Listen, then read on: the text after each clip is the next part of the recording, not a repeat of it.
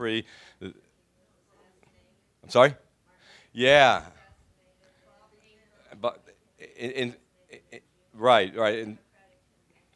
In Chicago, right. In fact, when I was here Memorial Day, that was right after that weekend is when Bobby Kennedy was killed in the Ambassador Hotel in Los Angeles, where I stayed once when I was working for the College Board. But it was a very testy time. This campus was fairly low key in terms of activities. We had some protests, but after the Kent State, and we should also mention, it wasn't just Kent State where students were killed. It was also Jackson State in Mississippi where some students were killed at an all-black university.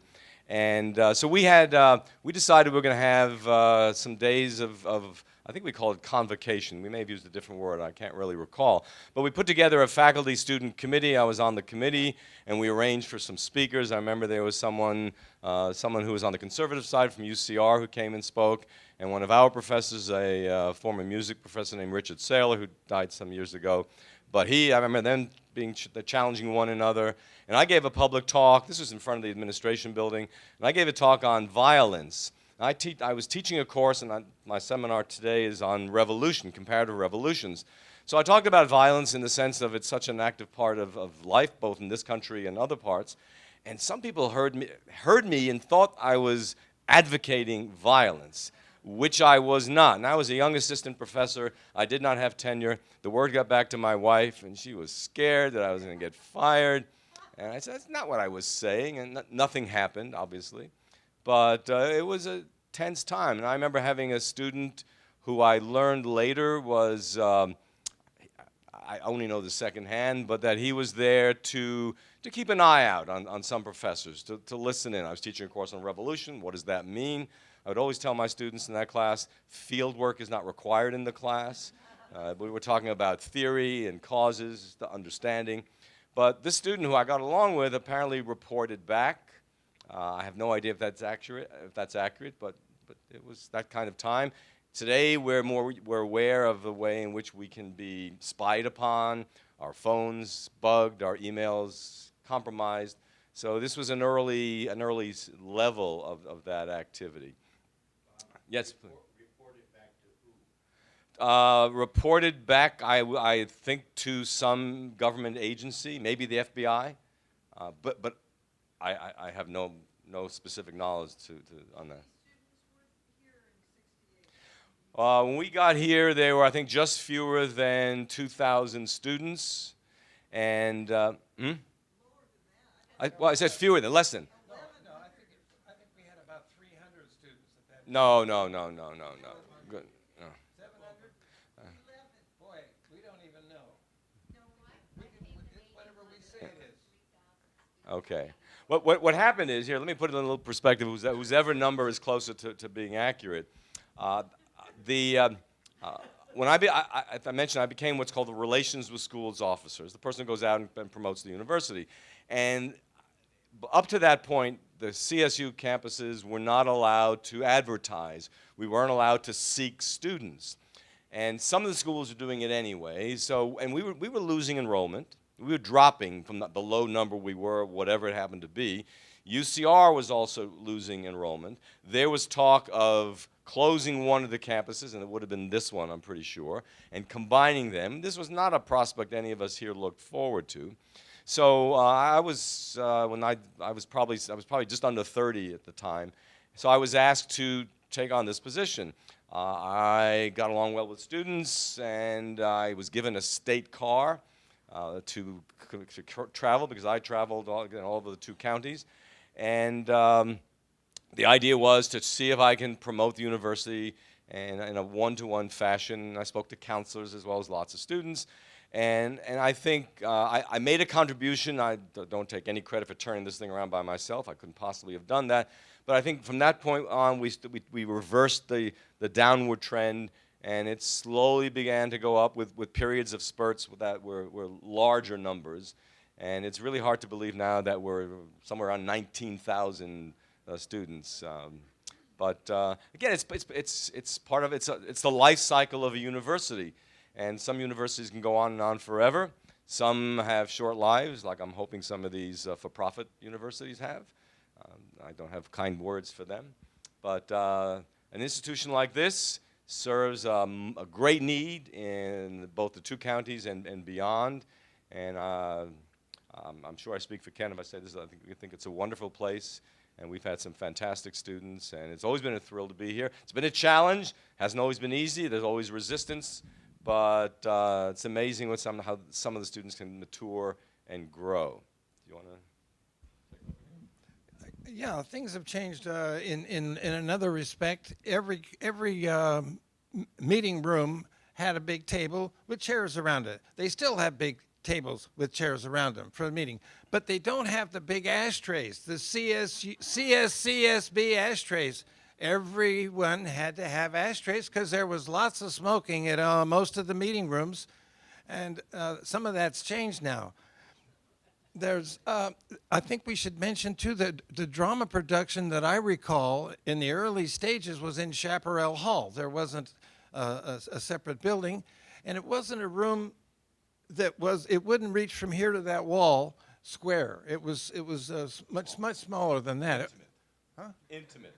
Yeah, intimate, okay. And so the productions had to be in the round.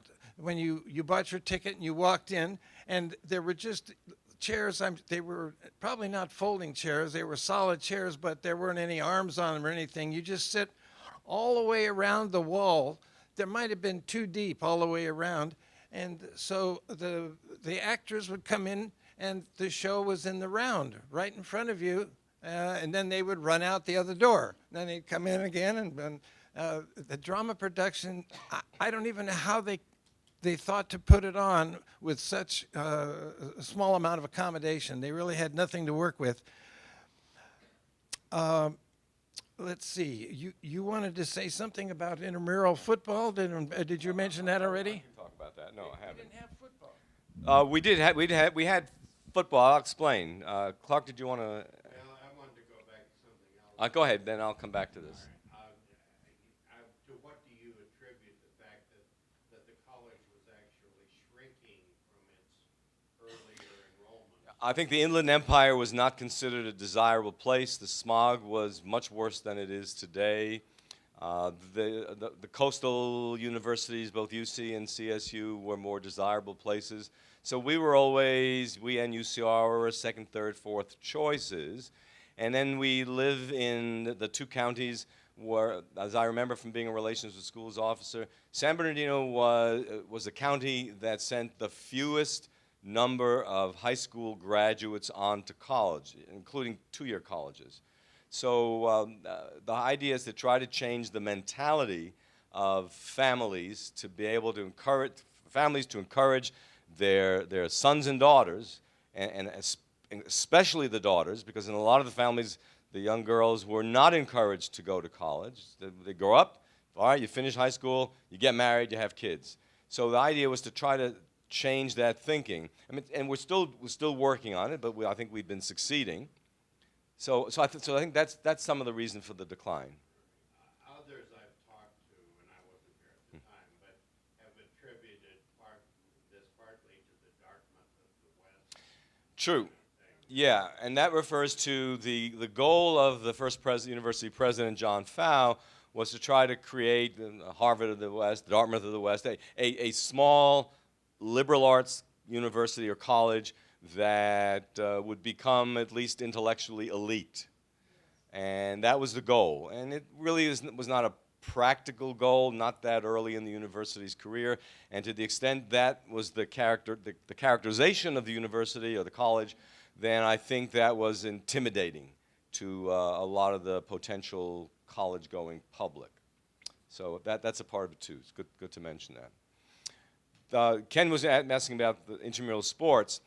I like to play basketball. I played up until my mid-40s. I hurt my back pretty badly, and I had to give that up, although I'm still able to work out, for which I'm grateful. But on Friday afternoons, the faculty, this is very early on, the faculty we get together, among the faculty is men. Most of the faculty were men, by the way. And let me go off on a quick tangent. Most of the faculty were men. Most of us were young. At the beginning, I remember the average age of the student body was slightly older than the average age of the faculty, because we had a lot of retired military. Norton Air Force Base used to be in San Bernardino. We had a lot of people who would be in the police and housewives whose kids were growing up. So we had an older population. We still have a population that's from an older segment of society, but it's mixed much more with more traditional college-age students. So at any rate, so most of many of the male faculty, if they so wished, would run down to the playing fields on Friday afternoon, and we'd have sort of a pickup, choose sides with a touch football game. Nice and easy, nothing too heavy. And it was a lot of fun. And then someone introduced flag football. So we would wear these little bands around our waists with flags stuck with Velcro or some such, or maybe just tuck them in. And instead of tagging, you had to pull the flag off, which is the equivalent of tackling that person. And then students started getting into our game, and some of the faculty begged off and stopped participating. I stopped participating after one game. We had a faculty member who was in the sociology department, and as an undergraduate, he had been on the varsity football team at Arizona State. He wasn't very tall, maybe he was 5'10"-ish, but he was a bear of a man. And there was a student, big guy, 6'5", solidly built, and I remember ball was thrown, one side run the other, and these two guys came toward each other, and the former football player, the teacher, put up his arm for a cross check on this guy's chest. You know how in an earthquake there's an epicenter, and yet it could be felt elsewhere? I heard the bang. I felt my body vibrated even though I wasn't touched, and I realized I could get hurt doing this in a way that I might not recover. So I gave up on that. But I continued to play pickup games. I'd go down once or twice a week afternoons, and then in intramurals I play that too. And that was always a lot of fun. The interim provost at the university, Juan Delgado, was an undergraduate English major here and eventually a professor of English. And I remember playing basketball with him when he was a student here. And he was a little guy, but quick. He was a very fine basketball player. I was a role player. Another thing to keep in mind, let's see, I had it in my mind. Let's see. Young people, what happens is you forget things. You have it in your head, and then it goes away, and sometimes it comes back, and sometimes it doesn't come back. Go ahead. Let me see if I can remember something here. I wanted to tell. There are only there was about half and half, I guess, students here. You're concerned probably about having big debts when you graduate, and a lot of students have unbelievable, just almost incomprehensible debts, and of course with higher interest rates than it should be. But when we were here at the beginning, there was no tuition. There were some fees, a few fees that would amount to perhaps $200 a year, $300 a year, and then your books were 1/10 the price of what they are today. It was quite a bit less strenuous financially in those early days. So you didn't graduate with this monumental debt. There might be students today that don't know what a tumbleweed is. There would have been no student like that in 1968. As you drive up Kendall toward the campus, on a windy day, you would have to be dodging the rolling tumbleweeds coming across Kendall because they just came blowing it from our campus across. We had sagebrush, not everywhere on campus, but here and there, 8 feet high. I remember thinking where the art building is today, that was very dense sagebrush. I thought you could camp out in there for maybe 2 or 3 days and before the campus police would discover you, because it was really that thick and that remote. I want to mention something that you students won't have any idea about because you haven't graduated yet. But graduation is something you're going to look forward to. In the early days, I can't remember my first graduation. I know I didn't miss any. I missed one in 42 years. But I don't remember exactly where it was. I remember 2 or 3 years later, the graduation was outdoors on a grandstand. but it was a small grandstand. There weren't a lot of people. I think there might have been 100 graduates, something like that. It didn't take very long. It wasn't broken down into 5 different sections, you know. So graduation was pretty quick and easy. The parking was not a problem. You're in and out. You get it done, and you're home for brunch, you know. Okay, your turn. Yeah, I do remember the first graduation I attended here in 1967. It was in what's now the old gym. It was indoors. It was in the evening, and everybody who was graduating and all their family were there. And it was a pretty sedate affair, the usual kinds of music that gets played. What I remember particularly is that when I got my Ph.D., I bought my own cap and gown. So my graduate work rather, was at New York University, and the color is violet. So my own cap and gown had a black velvet cap on the European style, and the gown was velvet with some blue in the hood and this and that. And the president had his very fancy gown from University of Chicago, and everybody else was in the black mortarboard black gown, very boring. Now today, when you go to attend graduation, a lot of faculty have their own caps and gowns, and it's a much more colorful affair. But at that first graduation, I was a first-year assistant professor, and here I seem to be taking some of the thunder away from the university president. Fortunately, he didn't go after me for that. Ken bought his the first year, his cap and gown, with the Indiana University stuff on. Did you attend that graduation at 67? No, 68. No. I'm sorry. I'm sorry. 69. Spring 69 is what I meant, not 67. Yeah. Okay. Well, maybe I was ignoring you then. I don't know. There was a pivotal event in San Bernardino in the mountains in 1980. I'm talking about the Panorama Fire. That was in 1980. It was the fall of 1980. This was a huge fire. I was teaching that day. It began up in the mountains, and the winds were blowing, and it moved down. And I remember seeing it move down, and I was coming back from lunch to my office was then in the administration building. And within an hour or so, as it moved closer, the call was out to evacuate the campus, which we did. But before it was evacuated, I ate lunch mostly with a group of people from the art department and one guy from the geography department. So several of them lived in North Park, just nearby, and the fire was hitting that area, and they wanted to go in. One had to collect his dog and his papers, and the other guy wanted a couple of big dogs. So we went in. It was a very I'll compare it to a Pompeii-like experience. The wind was blowing, so it was beautiful. The sky was crystal clear. It was blue, no clouds. And then we drove along North Park here, and when we got to roughly where Cajon High School is, just a little way down the road, the other end of the campus here, suddenly no sun. It was dark. We were in the middle of this thing. And as we drove to the first guy's house, he went in to get his dogs, and firemen were on the roof next door of his next door neighbor, watering it down. Same thing with the other guy. By the time we got back to campus, the campus had been closed. I got my car. I went home. I lived in Rialto, North Rialto at the time, and had to water down my roof. Very scary times. We had a number of faculty and staff lose their homes. People who lived at the north end of Del Rosa and Waterman up in that area, a lot of them lost their homes. I mean, completely wiped out, as you've seen in other fires that people around the state and other states. Yeah.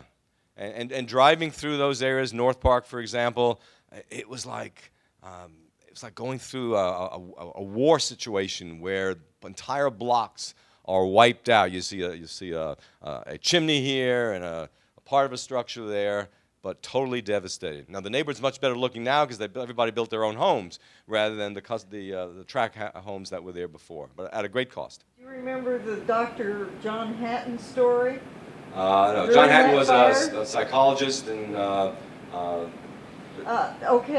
Dr. Hatton was a psychologist and here, and he was on stage in Hollywood on Jeopardy while his house burned down. And his wife picked up the kids. They got some stuff out of their house, which ended up going down. They drove in, and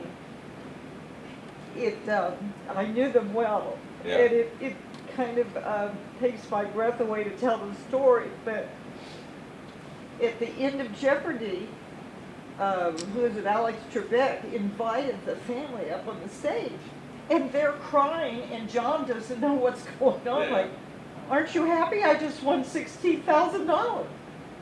Not enough to build a new house. Well, they did. No, I mean, not for $16,000. No. But that was quite a I do remember that now that you mention it. I had forgotten about that. I remember an episode having to do with a faculty member. This was in Ken's College, Natural Sciences. We had what was then a woman who was a part-time person. She was an Indian from India. Her name was Saroja Mancow. And I think when I came, she was, I think, either an adjunct, a part-time person. I don't think she was tenure track at the time. And for reasons that I don't know, she was being let go. Now, we were, as a faculty and really as an administration, we were a very white group of people, and mostly male as well.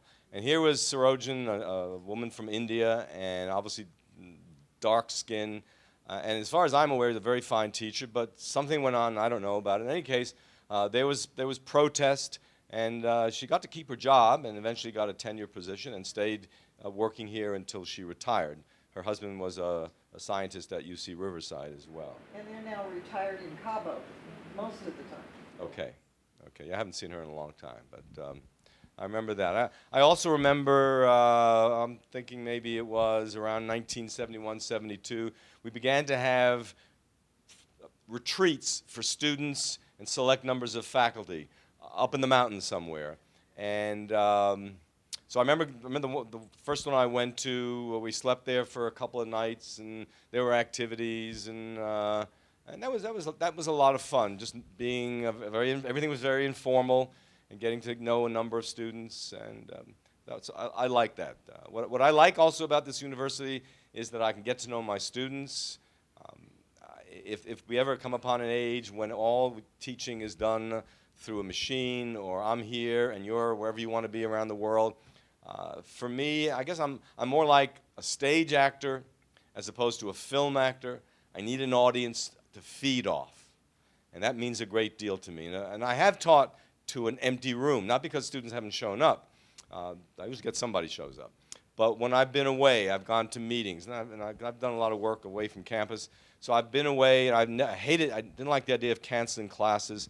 So I would tape the lectures earlier in the week. So even though it's not the same as my being there, I could still keep the students caught up. But it was difficult to be animated when there's nobody there. And if I would crack a joke, nobody to laugh. And I'm not the kind of joke teller who laughs at his own jokes. But again, it was a means to an end, and it was better than not being there at all.